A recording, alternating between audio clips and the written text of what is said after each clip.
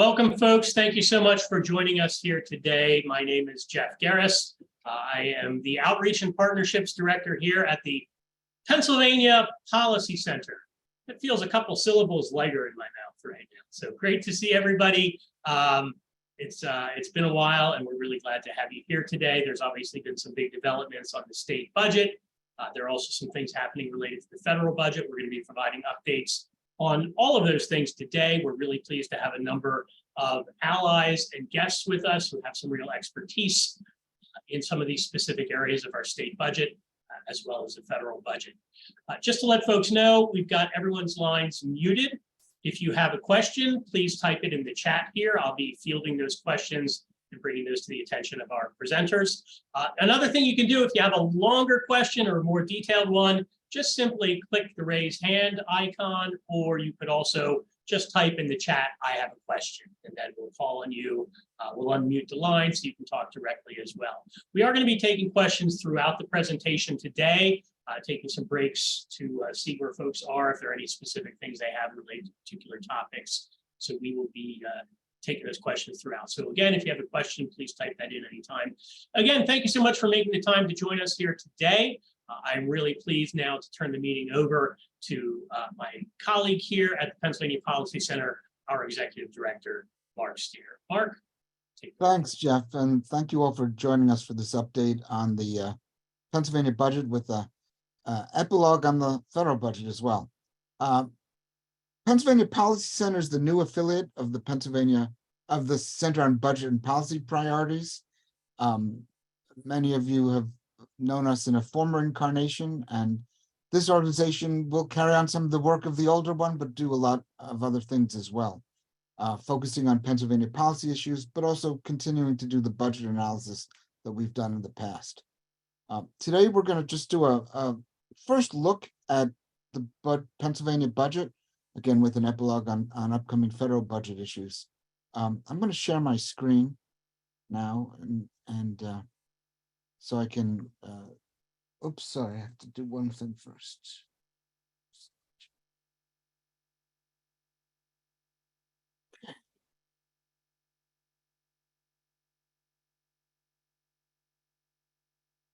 Okay, now I'll get this,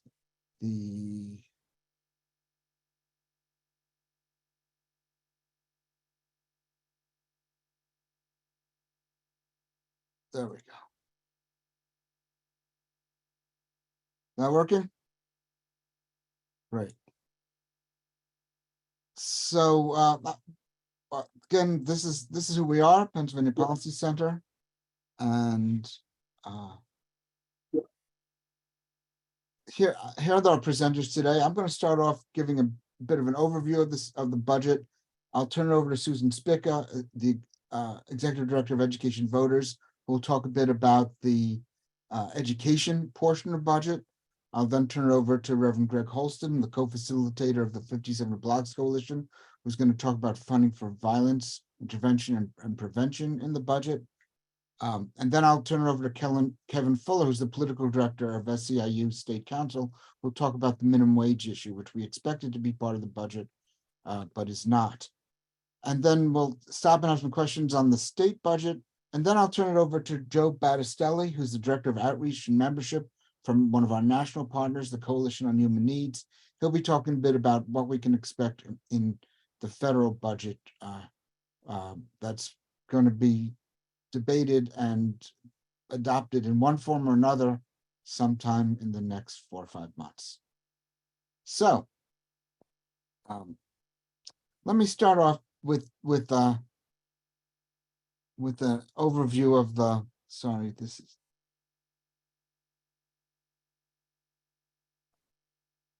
sorry, I'm having a little trouble managing this PowerPoint. 1 second, there we go. I'm going to start with a bit of an overview of the process and talk about the spending in general at the beginning, and then the other presenters will talk about a couple of specific areas of appropriations, and then I'll come back and talk about some other areas of appropriations. We're not going to look at every area of spending, just some of the ones that are most interest to our allies and partners and supporters. We'll, of course, be doing a more detailed analysis later on the year where we look at areas of the budget that's not being considered right now in today's presentation. I want to first give you a sense of the various steps in the budget process and what happened at each one. Governor Shapiro presented his budget on March 7th, 2023. Seems like a long time ago now, but really isn't. When he released that budget, we said about it that it had many of the right priorities, but levels of spending were too low, particularly for some areas like education, workforce development, pre-K, and childcare. After the governor presents his budget, there are a couple of months of hearings, and then we find out how it's going to be resolved. Now, this year, something new happened. Typically, we don't really hear much in detail about what's going to be passed by the House and Senate until close to the end of June, when they've been negotiating in private, and they typically release an agreed budget. That's not what happened this year. This year, the House went first. And we were grateful for that for two reasons. One is because when they act publicly, there's a lot more transparency, a greater ability for us to criticize and applaud and make suggestions. And that's what they did this year. They passed a budget on June 6th.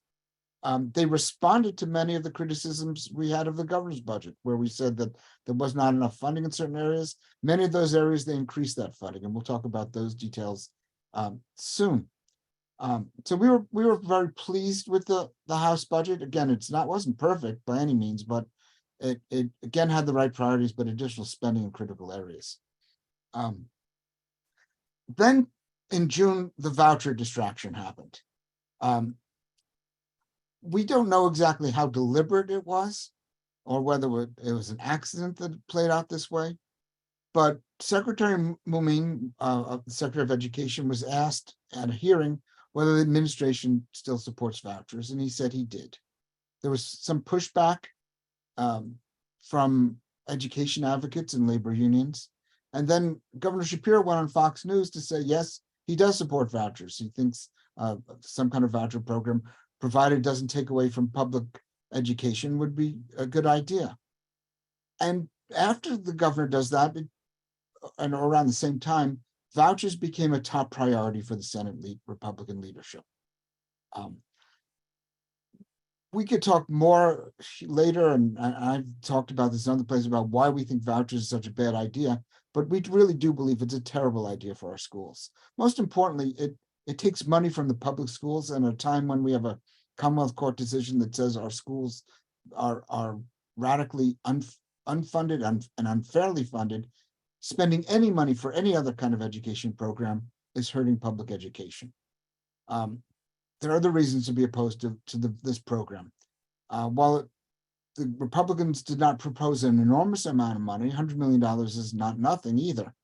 But more importantly, it's a foot in the door for a radical transformation of our school system from one of public education to one of private education funded by the state. The Republicans have been saying in response to that court decision I mentioned before that we really do need to transform our school system and radically change it and replace public schools with state vouchers funded private schools.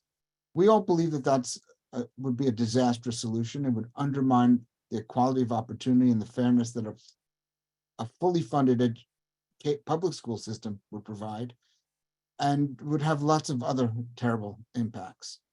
That the Republican goal is to such a transformation, I think, was confirmed when immediately after the Republicans passed a budget that included the vouchers, they were praised by Betsy DeVos and Grover Norquist and other people who've had this radical agenda nationwide for our school system for many years. At any rate, the Senate did pass that budget.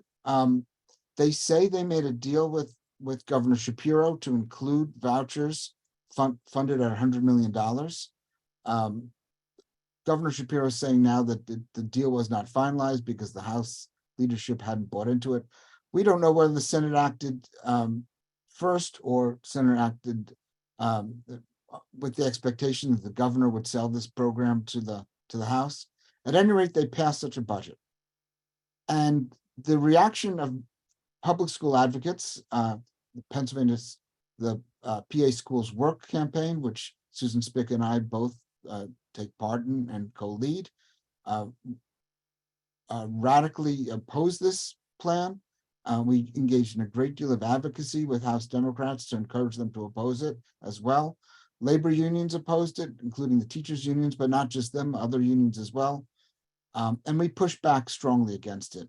The House Democratic leadership sided with us, and most of their members sided with us, and basically did two things. First, they voted down the legislation that included the separate legislation that would have authorized a voucher plan. And then they refused to pass the Senate budget because it included a $100 million appropriation for vouchers. After some give or take, where we believe the governor was trying to get Democrats to change their minds, he eventually recognized that the House was not going to pass a budget with the voucher program. So what he did was he promised the House Democratic leadership that if they passed the Senate budget, he would line item veto the voucher appropriation. Now, in Pennsylvania, a governor can veto just one line item in a budget, and that's what he said he would do, while letting the rest of the budget stand. He also had his general counsel send a letter to the House Democrats saying that without an authorization to spend the money, even if he allowed that voucher line to stand, they wouldn't be able to spend it. Hearing that from the governor, the House decided to pass the Senate budget. Now, one very good question is, why did the House do this? Why not just say we're against the Senate budget and let's start over? The Senate budget, as we'll see in more detail soon,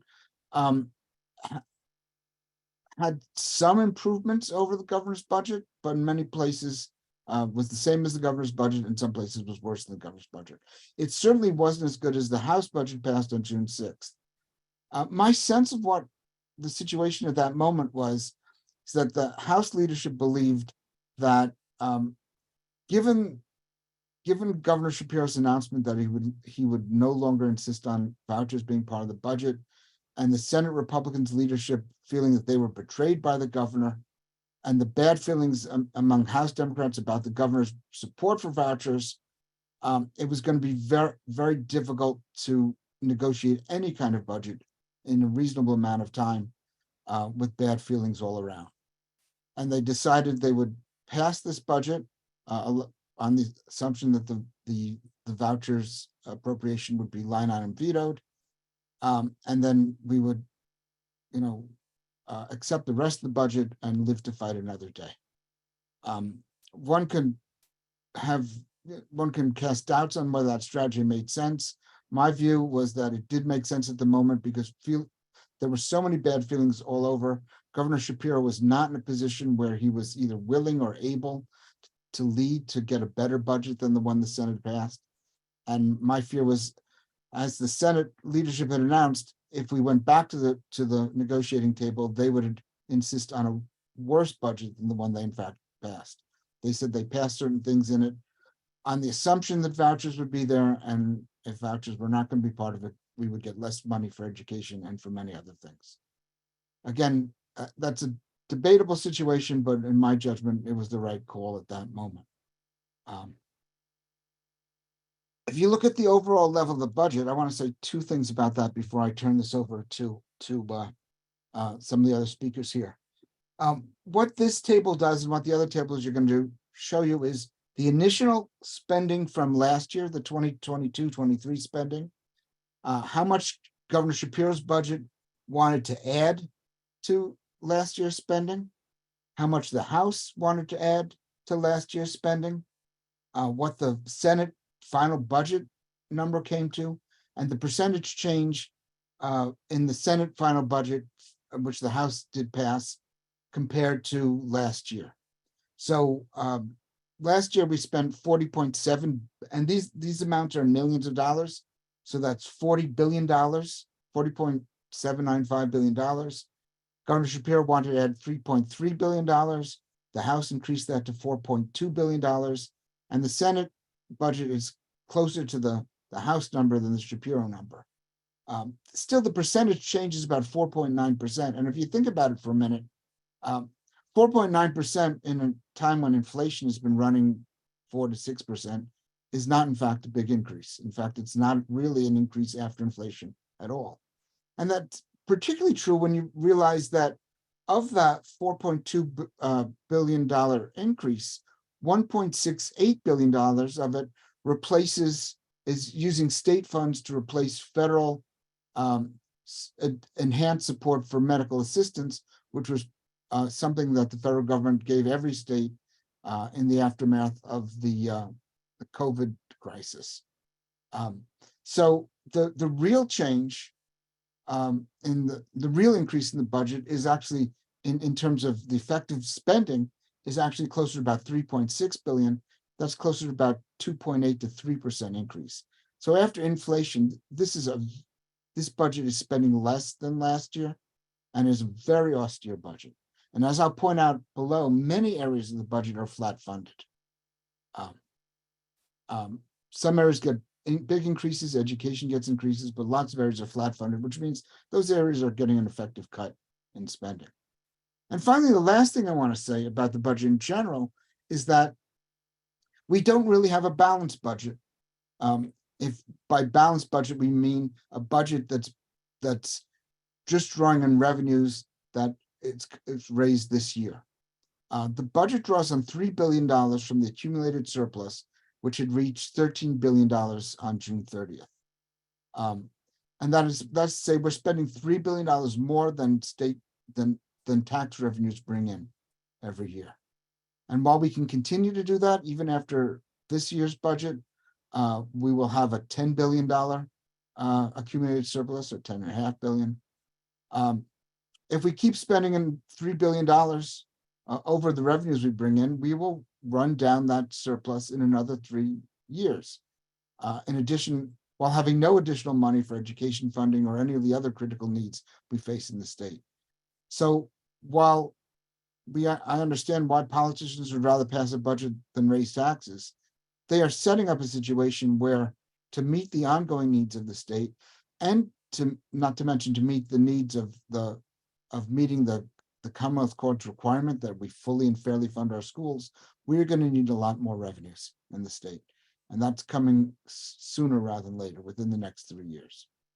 So that's my overview of the budget as a whole. I'm going to turn it over to Susan Spica now, who's going to talk about some of the education funding in the budget.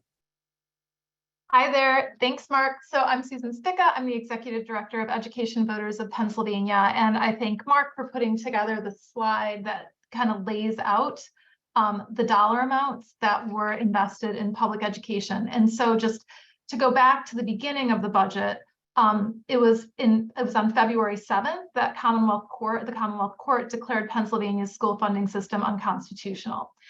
That was not too Governor Shapiro did not really have time, having become governor not long before that, to create a budget that was going to be able to meet this constitutional obligation, right? And so he presented his education funding proposal as a down payment. And then I think there was an expectation that his second budget would be the budget that would take the big step toward closing what we know is a $4 billion to $4.6 billion gap between what we're spending on public schools right now and what we need to spend in order for all kids, especially kids in low-wealth districts, to have the opportunities they need in their schools. So what Governor Shapiro proposed, advocates thought of as not what we were a little disappointed, but also understanding that, you know, there wasn't a lot of time for him to come up with a solution. And so hoping that he is now working toward the solution. And so in the end, while it looks like a lot of money, I think what Mark is saying about inflation is something to really keep in mind with school districts. They are facing not only just inflationary costs of the things that they're buying, but they also are facing a teacher shortage, which means they have to spend a lot more money on things like substitute teachers to come in, because that market is also pretty competitive. And so school districts are facing a lot of really high costs right now. And so when we look at this budget for a lot of school districts, it's a treading water budget, even though it looks like a lot of money. unfortunately. So we can see that in the end, we are going to look at a basic education funding increase of $567 million that will go to all 500 school districts. That actually brings up the amount of money going through the basic education funding formula to 25%. So we're starting to see more money going through the formula that drives it to school districts that have the greatest needs. Governor Shapiro did not propose any level up funding, which is the funding concentrated that goes to the 100 school districts that have the greatest needs and the fewest dollars to meet those needs. This budget includes $100 million in level up funding that would go to those districts. We were really disappointed to see the special education amount funding cut down to just $50 million. You know, over the past 10 years, we've seen an increase of over $2 billion in special education expenditures for school districts. And we have seen these minimal increases like this from the state. So there's just this massive gap between funding that is coming in to help school districts from the state and the expenditures they have, and that's all filled by property taxes. So when people talk about their property taxes going up all the time, it is because the state continues to fail to fund things like special education. And then, you know, we saw some, you know, increases for career and technical education and job training, you know, those very small amounts. I think it was very disappointing for many of us to see that there was no facilities funding in this budget. We know, and I think people are living with the reality of being in a state where the state has neglected to provide school districts with what they need in order to keep their buildings updated and safe and healthy. And so, you know, we have kids in buildings that are being shut down, kids learning in unsafe places, kids learning in buildings where there's no air conditioning, but it's hot during many months that they have to be in school. So it was disappointing to see that none of that was included in this budget. So I guess, you know, overall, it's a fine budget. Every school district that gets additional funding will be grateful for the additional funding. But what we're really looking forward to is a plan from our governor and from our legislature to actually start to take steps toward closing that $4 billion gap so that we can have a constitutional school funding system.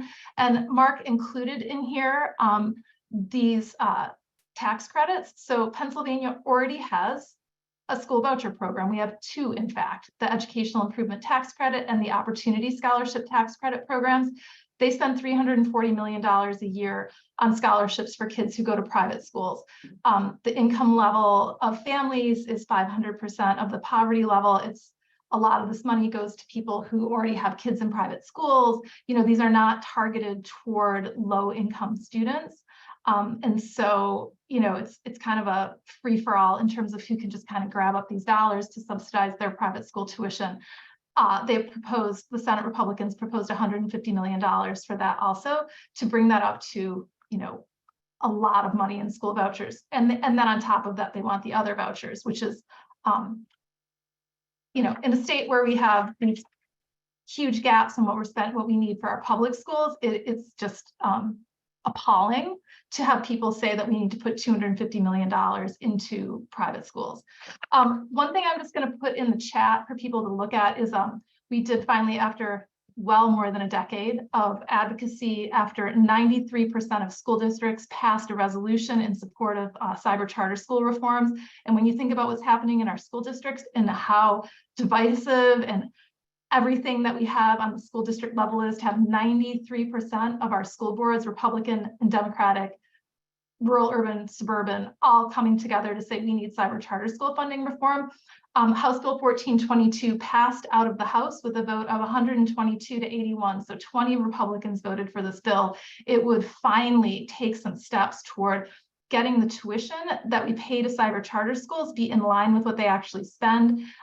It would just really take some great steps toward accountability. And so I'm going to put that in the chat right here, but that is something that we are going to have to really fight really hard for. But that would bring over $450 million back into school districts simply by reducing the tuition rates that they pay to cyber charter schools, so that cyber charter schools will have plenty of money. If you look in other states, it's still more than cyber charter schools get paid per student in most states, is the $8,000 a year tuition that they would get from the state in Pennsylvania. It's still more than they get in most states, so it's plenty of them for them to educate kids, but it would really rein in a lot of the grifty spending and the waste that cyber schools spend. So I'm going to just put a little blog post in the chat for you to look at, and then happy to answer any more questions if you would like me to. And EITC, OSTC is not included in House Bill 611 because it will go into the tax code. It's actually not an expenditure. It reduces the tax income that comes into the state.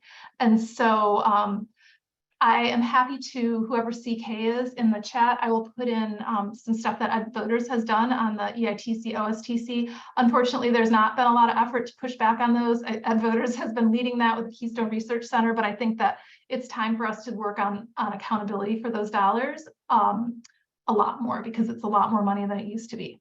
So thank you, and I'll put some stuff in the chat for people to look at, and I will pass this over. So thanks a lot.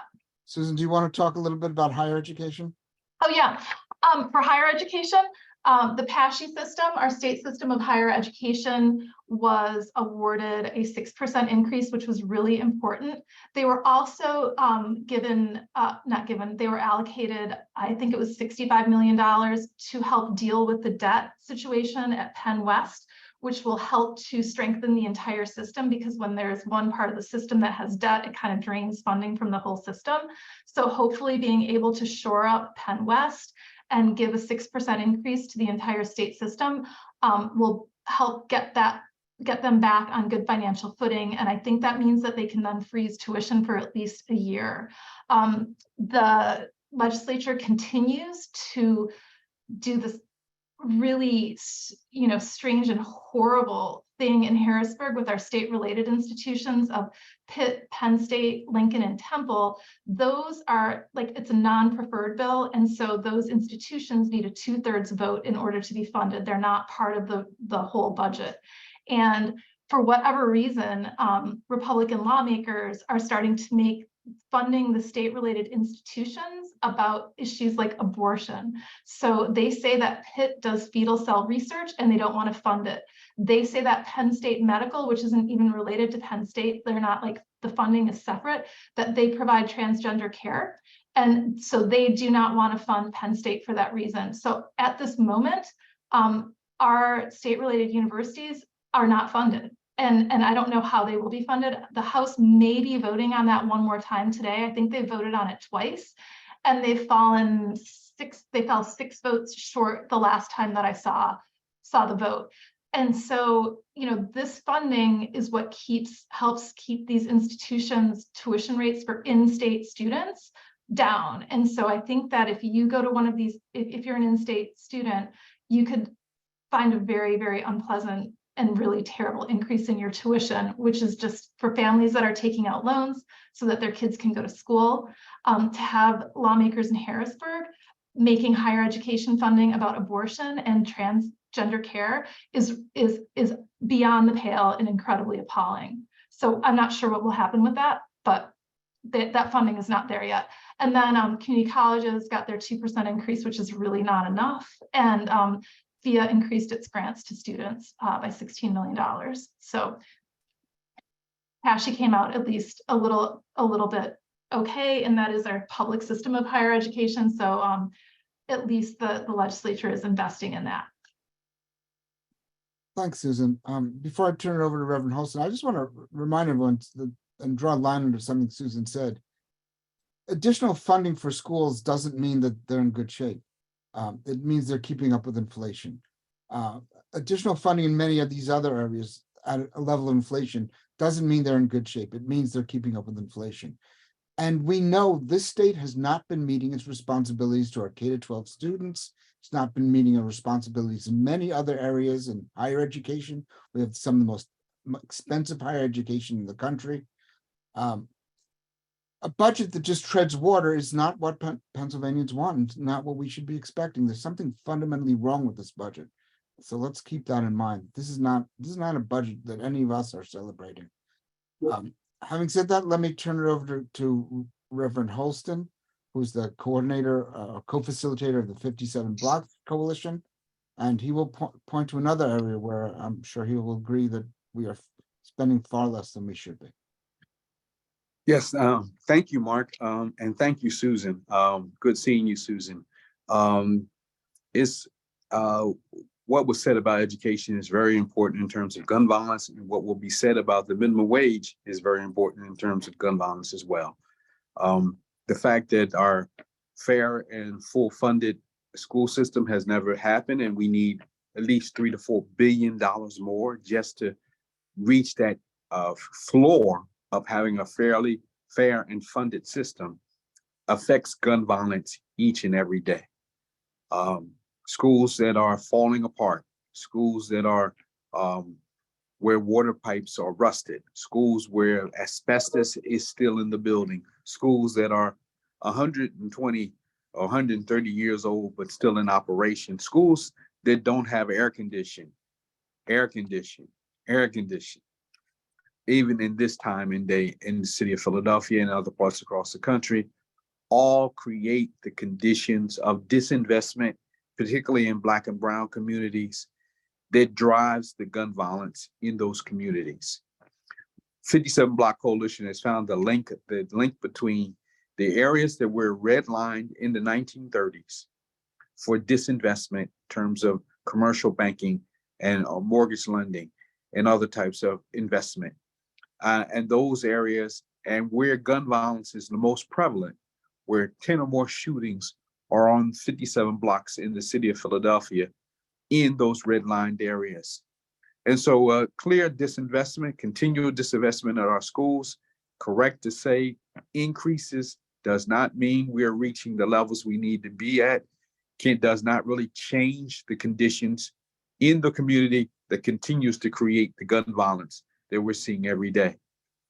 On specifically gun violence dollars, my understanding is that we had about, through much activism, about 3 years ago, we were at about $15 million in terms of spending, particularly for gun violence prevention organizations. That was moved up to 30 million. That was moved up to 45 million. And last year, that was moved up to 105 million. The numbers may be a little different that are on the screen. And so we are basically having, from my understanding of the budget this year and my conversations with Senator Street and other senators who've been working on this issue, that right now the Senate budget that was passed reduces the gun violence prevention dollars by 65 million.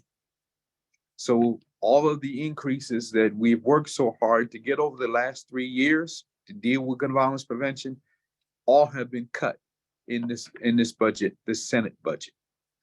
The House budget wanted to raise another 20 million to make it 125 million total.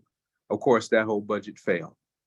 And so it's still, because we believe Governor Shapiro cares deeply about this issue, we're believing that they're going to find dollars from other places to really make these dollars up for gun violence prevention, because so much of gun violence prevention is education, is human health services, is environment, lighting, greening, all of those things are all gun violence prevention. We're hoping they'll take dollars for those areas that will still be used for those purposes, but used in targeted areas where gun violence is the highest to help reduce gun violence. So we're making a plea to Governor Shapiro to kind of shift some dollars. This is not billions of dollars we're asking to shift. We're just asking a few millions that would come and really help us address gun violence and really support gun violence prevention organizations that have taken on staff, that have built up new infrastructure with these additional dollars.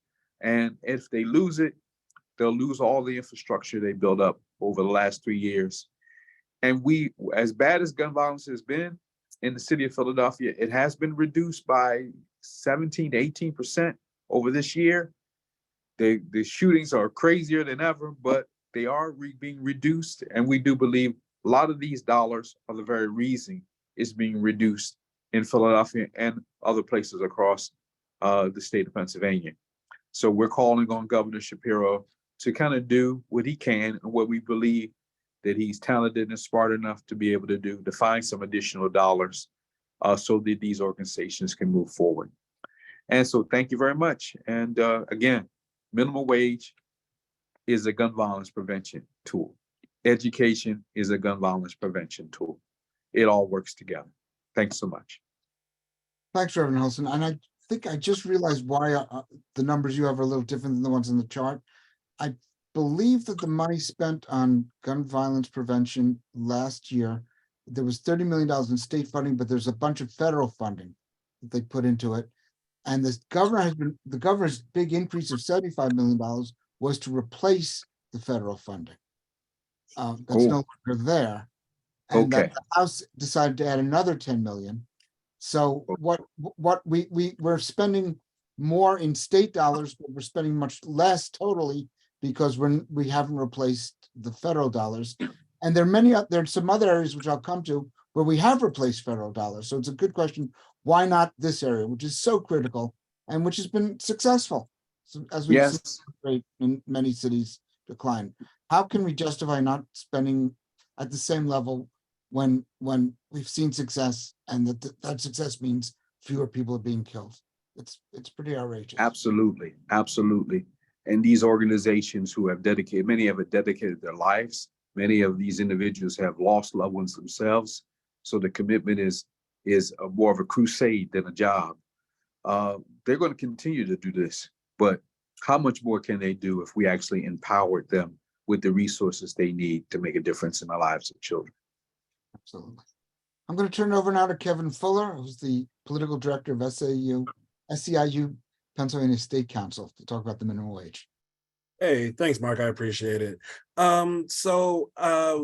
We've been dealing with minimum wage for decades and decades. As of now, it is currently at $7.25. And it's been like that for almost 2 decades now. So things that we wanted to have $15 be at January 1st, 2024. Everybody who lives in the state of Pennsylvania or works in the state of Pennsylvania will receive $15 an hour. It was also a promise by Josh Shapiro during his campaign to actually make sure that we get to $15 an hour. He didn't give a specific year, but it's something that we wanted. One fair wage, like an end to the tip minimum wage. So pretty much people were making tip minimum wage. I believe the number is $2.13. And so we wanted to actually also pretty much just get rid of that as well. And the local preemption. So to give a general sense of what preemption actually is, pretty much decades and decades ago, the state of Pennsylvania created this law that pretty much said no municipality can ever raise the minimum wage whatsoever. So it's always stuck at $7.25. So Philadelphia, Pittsburgh, Scranton, Allentown, any other municipality in the state of Pennsylvania can't ever raise it. So we wanted to get rid of that as well. We wanted to add COLA. So, add COLA annual cost of living adjustment. So, increases salary and hourly rate, just helps people like maintain the value of compensation against inflation. So we wanted to have that in there as well. And then also, enhance enforcement of wages and hours laws. So pretty much like to benefit people who do work, to ensure that like they're being paid properly, as also they're being given enough hours, and just making sure that, bad actors or bad employers are actually being held accountable. And what we got out of that was pretty much nothing. There is currently a bill right now that just passed out of the House. It does give $15 by 2026. But in regards of the budget, it wasn't really mentioned in it whatsoever. So it's things that we've been fighting obviously for a very long time, but even these last 6 months, we've been working with other legislators to like ensure that we can get $15 an hour, or at least get or also end preemption and things of that nature. So these are things that we've been fighting for. We have legislators on our side who are definitely willing to fight. We have also legislators on the other side who want to make it harder than it needs to be. But yeah, that's pretty much what I have for now. Yep. So I'll just pass it back over to you, Mark. Thanks very much, Kevin. I'm going to finish on a couple of things. Areas of the budget we haven't talked about. First of all, selected human services. Two areas in particular that are really important to me. One is pre-K education, where we know that pre-K education is a critical first step to helping kids get ahead. a huge amount of research that shows that when kids get a good pre-K education, their income is higher, they're more likely to finish school. There's even research that shows they're less likely to get divorced later in life. And yet we don't spend enough in Pennsylvania compared to other states around us. And this year, the governor proposed a $30 million increase in one program, 2 million in the next. The House didn't increase that beyond that, and the Senate excluded the increase totally. That's a terrible thing for our kids. And then childcare. Here's where it looks like there's a big increase of $90 million for the childcare program. That basically is replacing federal dollars, however. So there's no real additional money coming to the childcare program.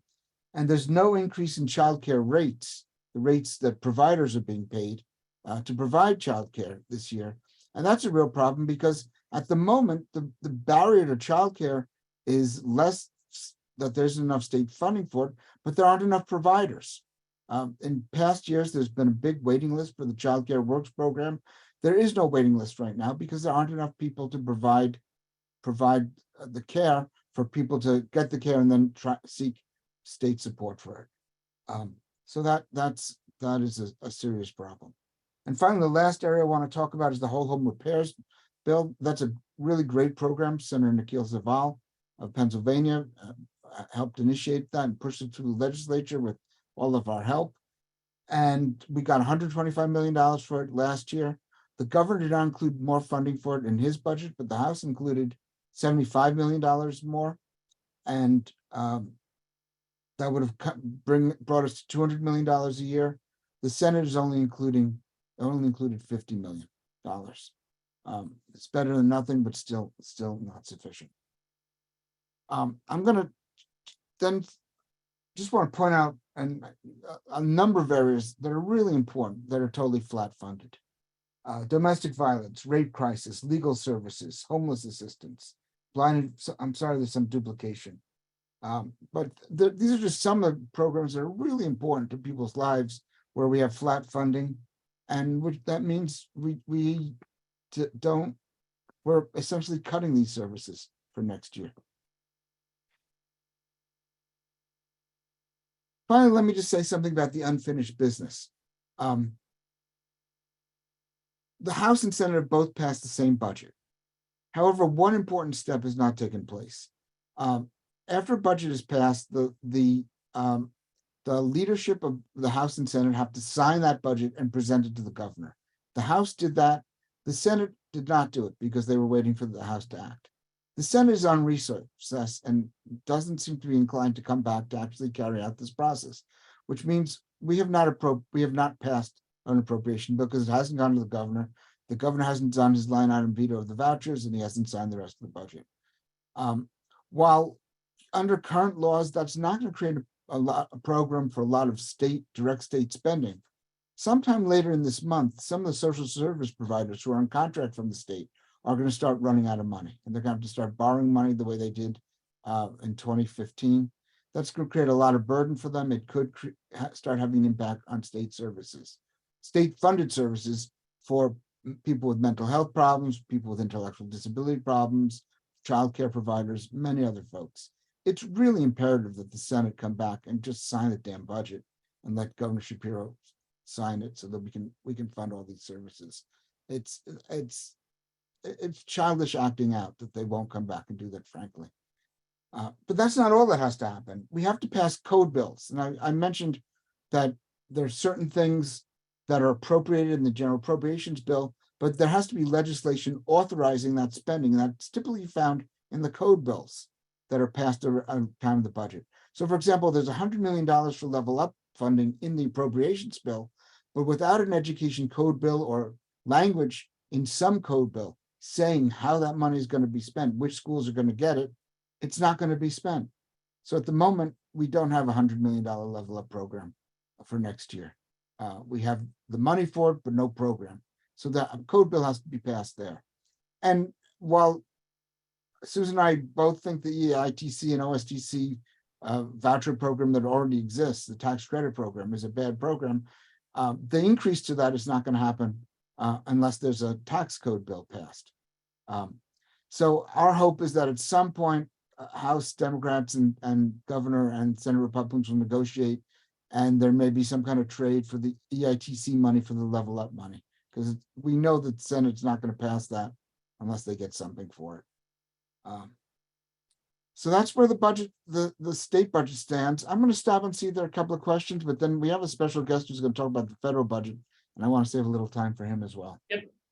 Mark, I just flagged here a couple of the questions. If we can run through these quickly, some short answers on some of these ones that have not been answered yet.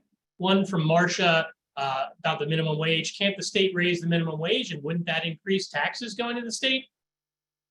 Yes, one reason this minimum wage is often part of the budget is because if you raise the minimum wage, it does increase, not only does it increase taxes for the budget, but it reduces some social service spending because people, get higher wages, they can move off medical assistance, or they need less SNAP funding. Yep.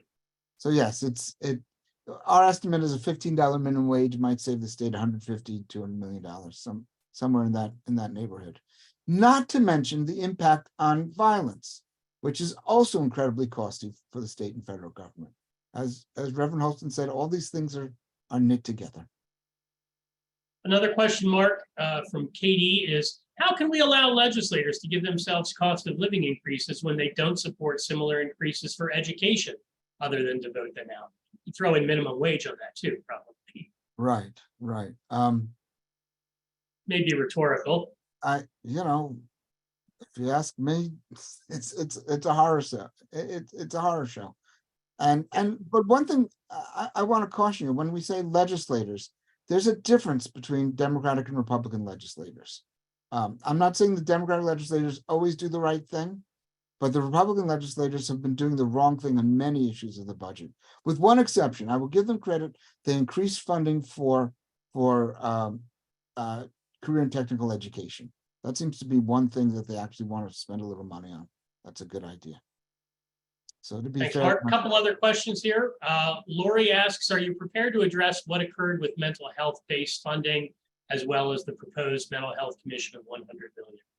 not in detail. We may have to follow up on that later. No. Okay. One or two others here. One is, can you answer the response that sometimes you hear from legislators or others opposing the minimum wage? No one makes $7.25 an hour, and the market will dictate wages. Government shouldn't. Sure. Yeah, it's true. It's not true that no one makes $7.25 an hour. There are places in Pennsylvania where people are still making $7.25 an hour.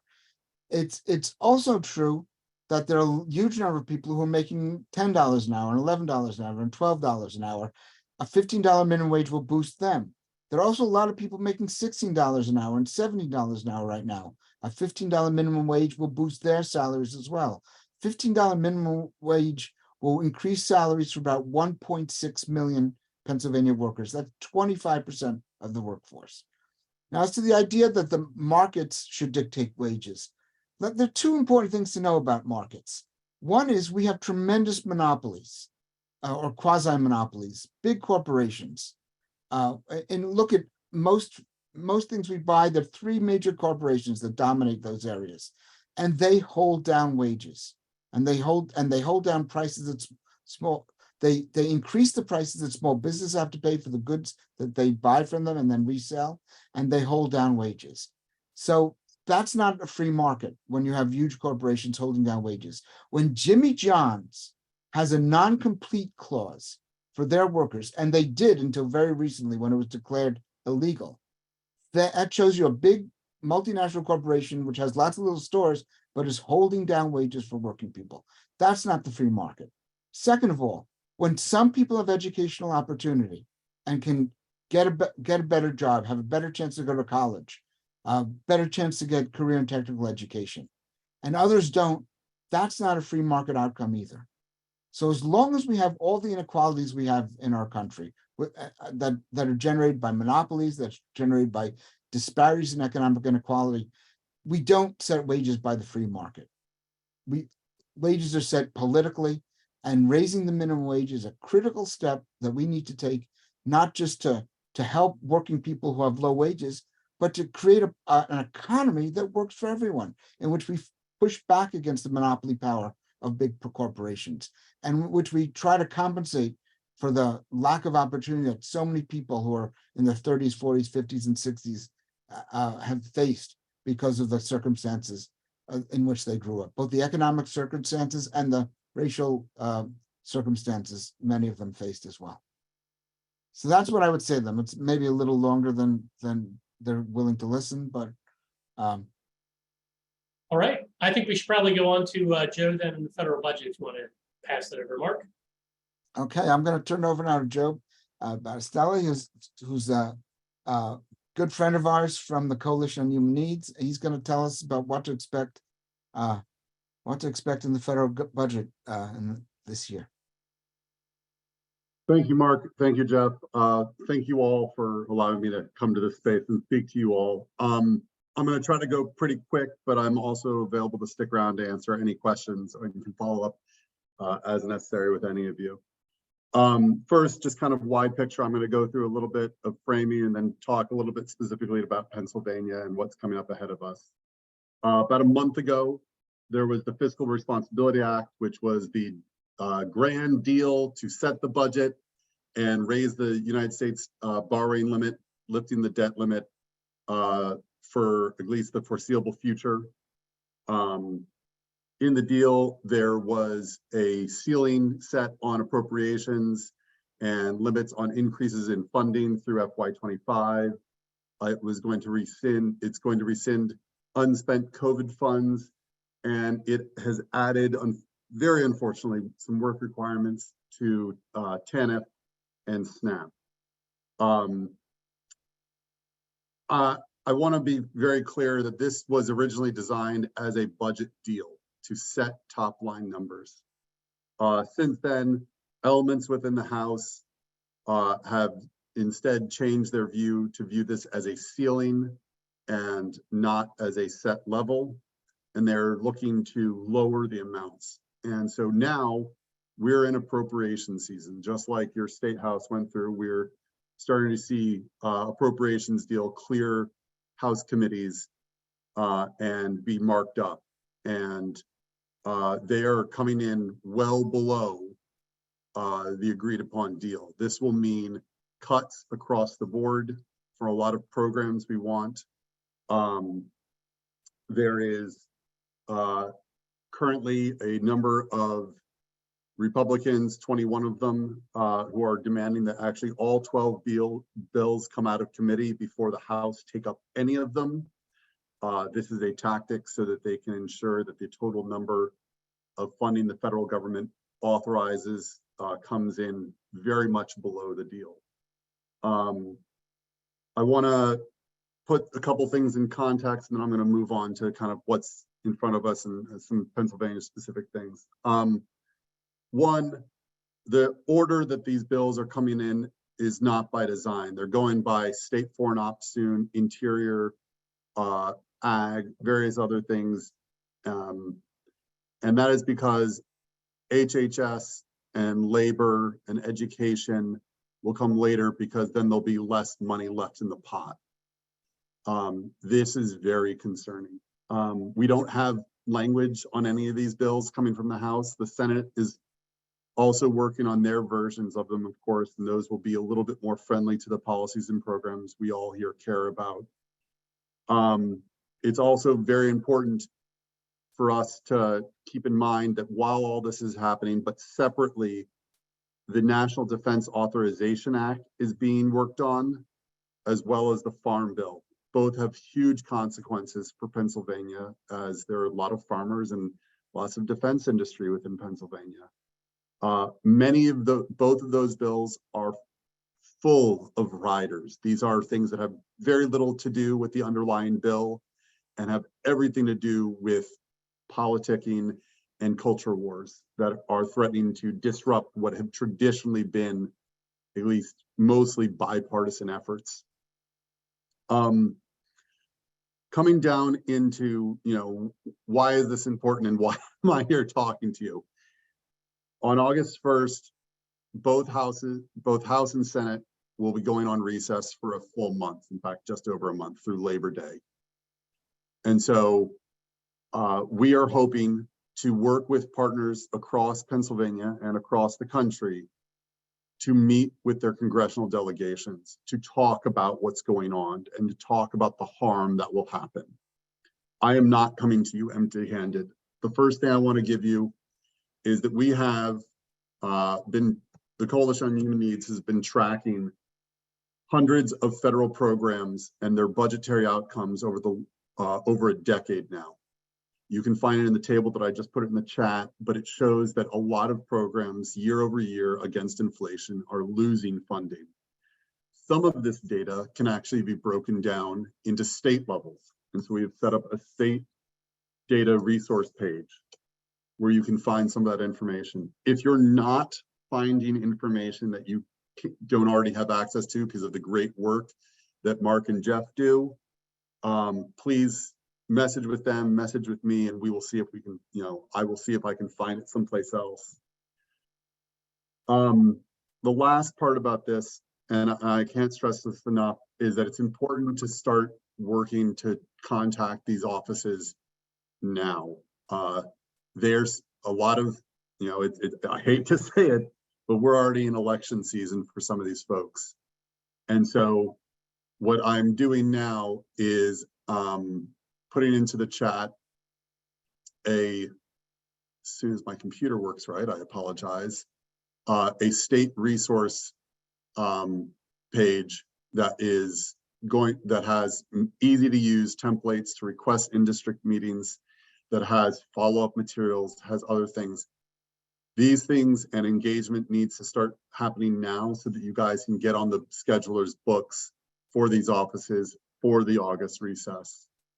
The message that we want to carry forward is that the revenues of the federal government need to be preserved so that we can fund the policies and programs we all care about, that the appropriations bills themselves should be at the deal that was set a month ago, because these programs are needed in our communities, and that any movement off this will harm local Pennsylvania communities. I know I don't have a lot of time here. I'm willing to stay on if Jeff's willing to leave the room open to answer any questions. But we really do need to make sure that the federal government is providing the funding that the state and the state government needs to continue providing the services that our communities rely on. Everything from gun violence prevention to education to other social services. I'll leave it there if anyone has any questions. Thanks, Joe. And we will keep it open here for questions. We know a couple folks need to leave, but if you have a question for Joe, you can just type in the chat there, just the word question, and I'll call on you. Thank you so much to Joe and all of our other presenters. I do want to thank folks for that now. Let's see if we get any questions. If anybody's got a question for Joe, please. Okay, there we go. A question from Pat. Pat, I'm going to unmute your line here. Sorry, I have to get to that screen.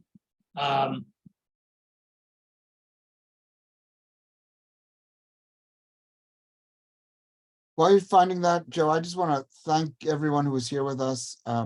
We will be doing a lot of work over the summer, calling out the General Assembly for its failures to fund things adequately, and we will be joining with the Coalition on Human Needs and other organizations federally to let you know how you can be effective in contacting legislators on federal budget issues, because that's quite critical to our state as well. So watch. We'll give you tools you can use to contact your state and federal legislators very soon. Okay. I think I got the line unmuted there for Pat. Pat, why don't you go ahead and ask a question? Yes, thanks. First of all, Joseph, I was glad to hear you talk about, to mention like these terrible work requirements and all that we really have to fight against. And there's a lot to say here, but I did want to flag up a bill that I work with the Global Women's Strike and Every Mother's a Working Mother Network.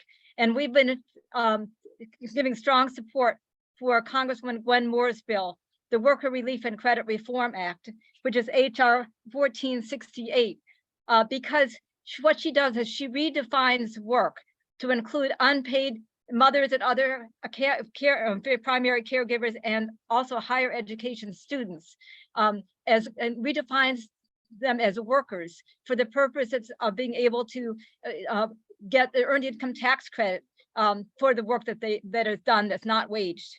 And so I just wanted to say that we've been doing a big push to get more co-sponsors and organizations to support this bill, to really change the way work is seen, and to work towards what we're working towards is for a care income, a guaranteed care income for caregivers of people and planet, to refocus society on what it should be about. So I just wanted to put that up there. And I wanted to say in the earlier discussion about the state budget that, of course, once again, mothers on welfare who get $403 a month with a mother with 2 children, that money has not been increased since 1990. And it's just, and then of course, mothers lose their kids and are put in foster care because the mothers are poor, and so on and so forth. So these are all issues that we really have to address, and also, I think are very deeply related to things like gun violence, given the foster care to prison pipeline, and so on and so forth. So anyway, so I'm really glad for the work that the Coalition on Human Needs is doing, and glad to see positive things like Wenworth's bill, but also the bill that would reinstate the child tax credit, and also the resolution, the third reconstruction resolution that the Poor People's Campaign has been pushing, and it's being put forward as a resolution in Congress. So I just wanted to mention those things. It's a positive thing, but we really have to fight this this way that they try to pit us against each other, who's a worker, who's not a worker, and so on. For sure. There's a lot of different efforts in Congress to alleviate some of the problems that the way that we consider work and the way you consider and value different types of work. I will say that these bills right now are wonderful messaging efforts, and we need to be supportive of them, while at the same time communicating that the very real appropriations bills that will be passed by the end of this year need to be seen as a priority right now, because we are looking at some programs simply being gutted at the expense of pet projects, of wasteful spending, and of a Congress that frankly has a scarcity mindset for the richest country in the history of this planet. Thanks for that note, Joe, and thanks for the question, Pat. Thanks to everybody. One final question here. I think this maybe summarizes it for the whole meeting. From Jill, question, and I think this is particularly for you, Joe. What is the way forward, and what can we do? You gave a few ideas, but maybe had a summarizing thought here at the end. Sure. For the federal appropriations process, the way forward is to express and to be engaged. Their math, I want to be very clear, their math cannot add up. The cuts that they're proposing at the top line would mean such egregious damage at the state and local level that as long as we show that we're watching it, there is zero way forward that, one, the House will really want to go forward with it, and even if they do, the Senate will ever agree to it. And so what we need to do is raise the level of conversation about these cuts to make it simply untenable that any agreement that reflects these horribly damaging cuts ever gets compromised into agreement. Thanks, That's Joe. the way forward. Yeah, and thanks for the question, Jill. And we're going to come back at the very end here to where we started with the state budget. Mark, your thoughts about what can people do here on the state budget? I just want to say, what Joe said is true. Keeping public attention will ward off some of the worst things. I think we did that with the voucher plan, and I want to thank everyone who took action, because that voucher thing was going to happen in Pennsylvania if not for the huge outcry of many of the people in this room who took action against it. Getting better things through the House and Senate of Pennsylvania is hard. It's the Senate. I do want to say one important thing. We're going to be putting out a piece next week called "What a Difference a Majority Makes." The House of Representatives in Pennsylvania, under its new Democratic majority, has done wonderful things. Passed a much better budget, passed an earned income tax credit program for the state, passed other tax credit programs for people with low incomes. There's a long record of accomplishment of bills that will not get through the Senate. So what we have to do is, I think, focus on a couple of big things in addition to getting the budget done, and hold the senators accountable over the summer for their failure to pass some of the big items that the House sent them that they didn't act on, and just keep the pressure on. We'll give you ways to do that with meetings you can go to, with emails you can send, with some other things. But that's critical, and we have to remember what happened this year into 2024 as well. So thank you all for being here. We really appreciate you joining us. We're a new organization, but it's great to have a lot of folks who know of us individually and know of our work and want to be here and hear what we have to say.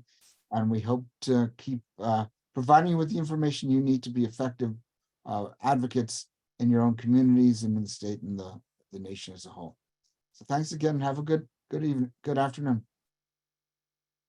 Thanks, everyone. Bye. You.